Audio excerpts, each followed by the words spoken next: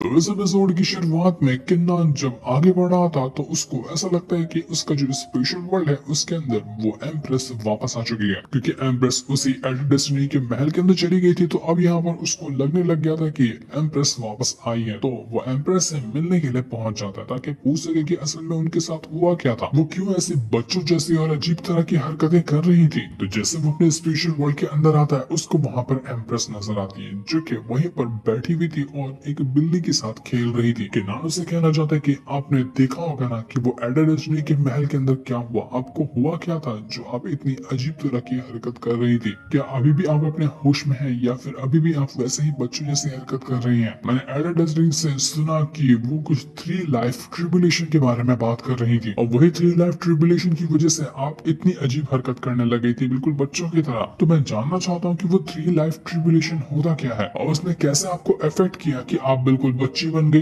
तो एम्प्रेस किन्नान से कहना चाहती है कि किन्नान, अगर कोई कल्टीवेटर कितना भी ज्यादा स्ट्रॉन्ग क्यों ना हो, बहुत ज्यादा स्ट्रॉन्ग भी होता है ना, फिर भी उसकी जिंदगी एक ना एक टाइम पर जाकर खत्म हो जाती है, उसका मरना तो तय ही रहता है। इसी तरह से मेरा भी एक दिन टाइम खत्म हो जाएगा, लेकिन जितना मेरी जिंदगी बची है मैंने उसको अच्छे से यूज करने के लिए, उसका ठीक तरह से इस्तेमाल करने के लिए 3 लाइफ टेक्निक को क्रिएट किया था। ये 3 लाइफ टेक्निक 3 लाइफ ट्रिबुलेशन को झेलने के बाद ही हासिल की जा सकती है। अगर किसी कल्टीवेटर के पास 3 लाइफ टेक्निक होना तो वो अपनी 3 जिंदगी का एक टाइम के अंदर इस्तेमाल करते हुए अपनी पावर को इंक्रीज कर सकता है, जैसे कि पास्ट की लाइफ हो गई, फ्यूचर की लाइफ हो गई और जो भी प्रेजेंट की लाइफ चल रही है वो तीनों को आपस में मर्ज करते हुए खुद को ज्यादा स्ट्रॉन्ग बना सकता है। कि नान ये चीज सुनकर बिल्कुल हैरान रह चुका था कि क्या आप सच कह रही हैं, इस तरह की कोई टेक्निक अब मौजूद भी है क्या इस दुनिया में, जिसमें 3 लाइफ का एक साथ इस्तेमाल किया जा सके अपनी पावर को इंक्रीज करने के लिए। मैंने तो उसके बारे में पहली बार सुना है, ऐसा कुछ कभी मैंने ना कभी देखा ना कभी सुना। तो एम्प्रेस कहना चाहती है कि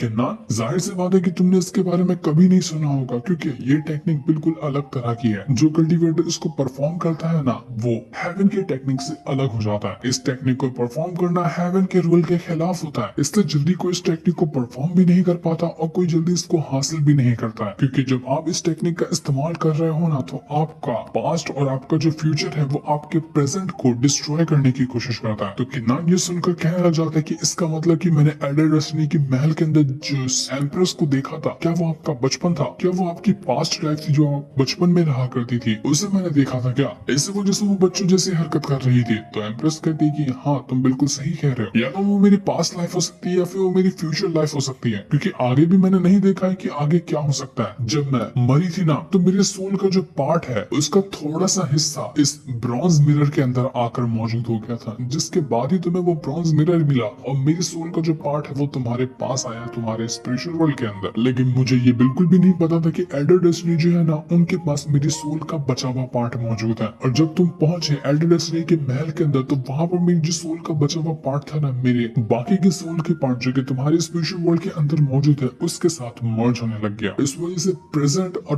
पास्ट तुम एक साथ मेरा देख पा रहे थे, तभी मैं तुम्हें यहाँ पर बच्चों जैसे नजर आई थी। अब ये 3 लाइफ टेक्निक किस तरह से मुझ पर इफेक्ट कर रही है ना, मुझे खुद भी पूरी तरह से समझ में नहीं आ रहा, लेकिन मैं इतना तो समझ चुकी हूँ कि ये चीज टेक्निक हासिल करके ना मुझसे गड़बड़ी तो बहुत बड़ी हुई है। हो सकता है कि आगे चलकर मेरी सोल हमेशा के लिए खत्म हो जाए। मैंने इसे सुनकर रखा है कि अगर कोई इंसान जिसके पास 3 लाइफ आर्टिफैक्ट होना तो वो इंसान मुझे इस तकलीफ से बाहर निकाल सकता है जो कि 3 लाइफ ट्रिबुलेशन के अंदर मैं फंसी हुई हूँ। अगर कोई 3 लाइफ आर्टिफैक्ट का इस्तेमाल मुझ पर करे तो मैं इस मुसीबत से बाहर निकल कर आ जाऊंगी और मैं बिल्कुल नॉर्मल हो जाऊंगी। उसके बाद मुझे किसी भी चीज की टेंशन नहीं रहेगी कि ना तुम्हारे पास पहले से ही ब्रॉन्ज मिरर है और तुम्हारे पास पहले से ही काफी ज्यादा स्ट्रॉन्ग की एनर्जी मौजूद है। तुम्हें बस यहाँ चाहिए 3 लाइफ आर्टिफैक्ट। अगर तुम उसको हासिल कर सकते हो तो तुम यहाँ पर मुझे बिल्कुल रिकवर कर पाओगे और मैं इस मुसीबत से बाहर निकल कर आ जाऊंगी। लेकिन तुम्हें मैं वार्निंग भी देना चाहती हूँ कि ये करना बहुत ज्यादा मुश्किल होगा। 3 लाइफ आर्टिफैक्ट बहुत ही ज्यादा खतरनाक चीज है, ये करना हेवन के खिलाफ होता है, तो कभी कभार तुम्हें हेवन की भी पनिशमेंट झेलनी पड़ सकती है। तो तुम चाहो तो अभी से गिव अप कर सकते हो। ये 3 लाइफ टेक्निक तो कुछ ज्यादा ही कंफ्यूजिंग लग रही थी, लेकिन मैंने जितना हो सकता है उतना क्लियर वर्ड्स में समझाने की कोशिश की है। हो सकता है कि इसके ऊपर और डिटेल हमें आगे के कुछ एपिसोड्स में पता चले, तब हम और क्लियर तरीके से समझ पाएंगे कि असल में 3 लाइफ टेक्निक और 3 लाइफ ट्रिबुलेशन होता क्या है।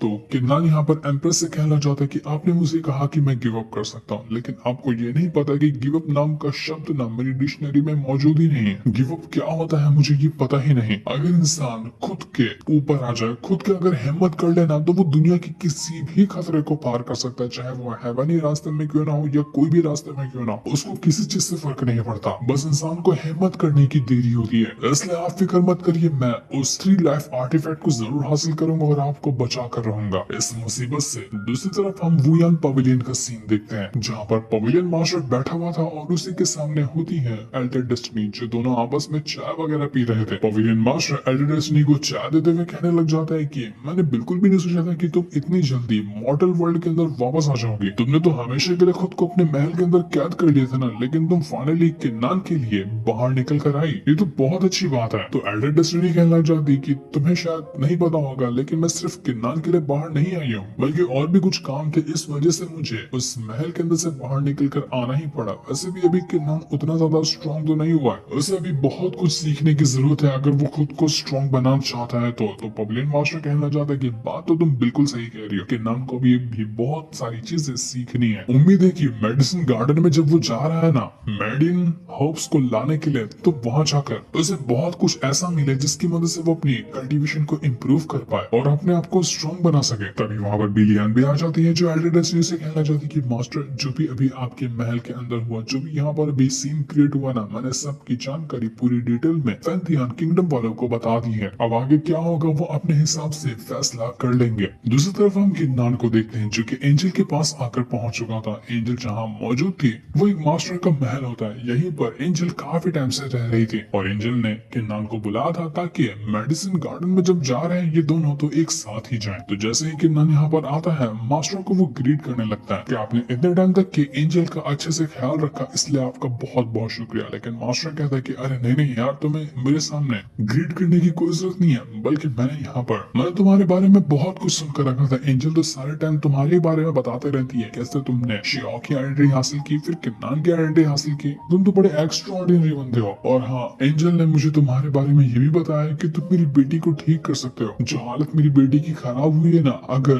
तुम उसको ठीक कर दोगे तो ये तुम्हारा बहुत बड़ा एहसान होगा मुझ पर। तो एंजल भी किन्नान से कहना चाहती कि हाँ किन्नान, तुम ना इस मास्टर की बेटी को ठीक कर देना, उसके ऊपर किसी खास तरह के पॉइजन का असर है, तो मुझे उम्मीद है कि तुम ये काम कर सकते हो। तो किन्नान भी इस चीज के लिए मान जाता है और ये सारे के सारे लोग उसी जगह पर आ जाते हैं जहाँ पर उस मास्टर की बेटी मौजूद है। मास्टर जो था वो किन्नान को अपनी बेटी के बारे में बता रहा होता है कि जब मेरी बेटी पैदा हुई थी ना, तो उसके अंदर एक खास तरह की पावर थी। उसकी जो बॉडी थी वो डार्कनेस एब्सोल्यूट बॉडी थी, जो कि बहुत ज्यादा मिस्टीरियस और काफी ज्यादा स्ट्रॉन्ग तो होती है, लेकिन उतनी ही ज्यादा जानलेवा भी होती है। जैसे जैसे मेरी बेटी बड़ी हो रही है ना, वो जो बॉडी है उसकी पावर ने उसके शरीर के ऊपर कब्जा करना शुरू कर दिया। वो पावर बिल्कुल एक पॉइजन की तरह है और वो पॉइजन मेरी बेटी के शरीर के अंदर फैलता जा रहा है। अगर जल्दी कुछ नहीं किया गया ना, तो ये पॉइजन मेरी बेटी की जान ले लेगा। वो अपनी कभी पावर को महसूस ही नहीं कर पाएगी, उससे पहले ही वो मर जाएगी। मैंने बड़ी उम्मीद लगाई है तुम्हारे ऊपर कि तुम यहाँ पर मेरी बेटी को ठीक कर सकते हो। मैंने हर वो कोशिश कर ली ताकि अपनी बेटी को बचा सकूं, लेकिन कोई फायदा नजर नहीं आ रहा। कितनी भी मेडिसिन, कितनी भी हर्ब्स वगैरह का क्यों ना इस्तेमाल करूं, लेकिन कोई फायदा नहीं होता है और ये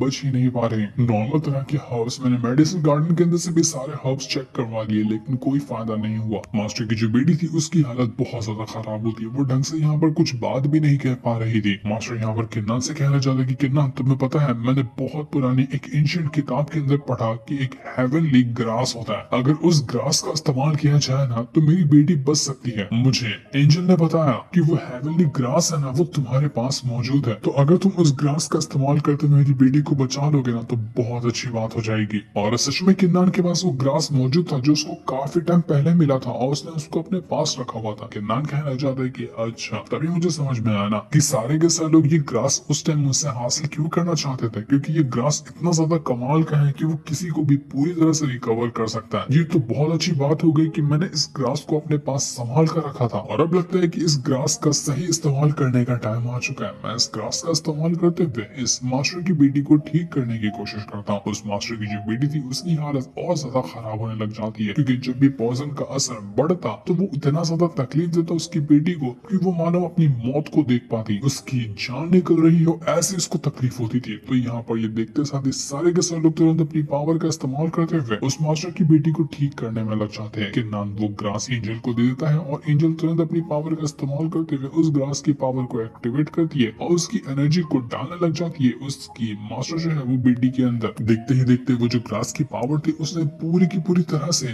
पूरे इलाके को कवर कर लिया था और वो सारा का सारा ऑरा जाने लग जाता है उसी मास्टर की जो बेटी थी उसके अंदर। वो ऑरा इतना ज्यादा खतरनाक और इतना ज्यादा स्ट्रॉन्ग था कि वो पूरा ऑरा इस तरह से उसको घेर लेता है मानो वो ऑरा के अंदर गायब ही हो गई हो।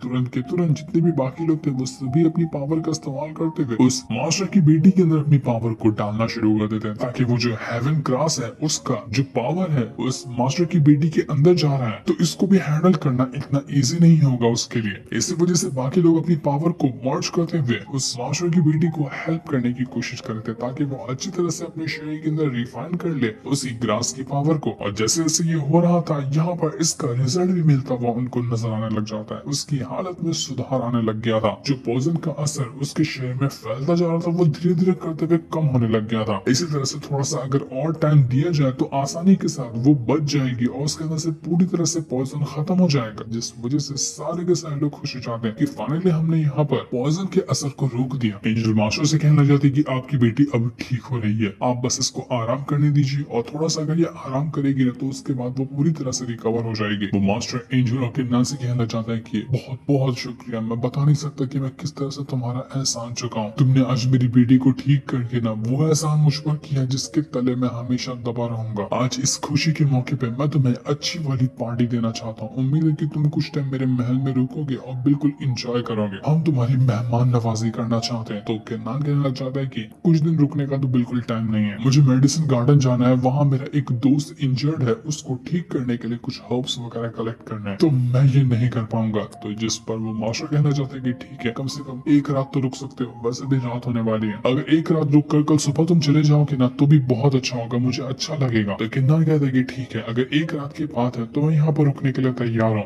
इसके बाद जैसे ही रात होती है किन्नान और एंजल जो थे वो आसमान को देखने के लिए एक जगह पर आकर बैठ जाते हैं और दोनों बैठकर यहाँ पर चांद वगैरह को देख रहे थे। एंजल किन्नान से कहती है कि किन्नान, तुमने मुझसे कहा था ना कि कोई सिस्टर एम्पायर है जिसने तुम्हें बहुत सारी शराब दी है ताकि तुम वो शराब मुझे दे सको, तो बताओ वो शराब तुमने कहाँ छुपा कर रखी है, मुझे वो ढेर सारी शराब पीनी है। तो किन्नान वो सिस्टर एम्पायर की दी हुई सारी की सारी शराब को बाहर निकालता, बॉटल की बॉटल वहाँ पर शराब थी और इतनी सारी शराब को देखकर तो एंजल इतनी खुश हो जाती है जिसकी कोई हद नहीं थी। वो कहती है कि किन्नान, तुम्हें पता है ना मुझे शराब कितनी ज्यादा पसंद है, मैं तो बहुत ज्यादा उसको प्यार करती हूँ, मैं पूरी शराब पी जाऊंगी। वो एक के बाद एक करते हुए सारी शराब को पीना शुरू कर देती है और इतनी सारी वो शराब पी लेती है कि उसको भी वहां पर नशा होने लग गया था, उसको भी चढ़ जाती है। वो किन्नान को भी जबरदस्ती कहती है कि किन्नान तुम भी शराब पियो, हम दोनों मिलकर यहाँ टल्ली हो जाते हैं, कम से कम एक रात तो सुकून की मिले, इतने दिन बाद हम मिल रहे हैं तो आज की रात बड़े मस्त एंजॉय करेंगे। तो किन्नान भी थोड़ी शराब क्या पिया था कि उसको भी नशा चढ़ जाता है। जैसे वो नशे में आया था वो एंजल को ही बड़े प्यार से देखने लग जाता है। उन दोनों मिलकर कम से कम 15-20 बॉटल शराब पी ली थी और किन्नान जब यहाँ पर एंजल को देख रहा था वो शर्माते हुए कहना चाहता है कि अरे यार लगता है कुछ ज्यादा ही नशा चढ़ गया, मैं कितनी गलत नजरों से एंजल को देख रहा हूँ, नहीं नहीं मुझे ऐसा नहीं करना चाहिए, ये गलत बात होगी। वो और एंजल दोनों एकदम ज्यादा शर्मा चुके थे पर किन्नान यहाँ पर एंजल के साथ कुछ गलत हरकत करता इससे पहले वो खुद को संभाल लेता है कि नहीं भाई, मुझे इतना तो होश है कि मैं अपने आप को हैंडल कर सकता हूँ। जिस फनी सीन को दिखाते साथ ही ये वाला एपिसोड यहीं पर एंड हो जाता है।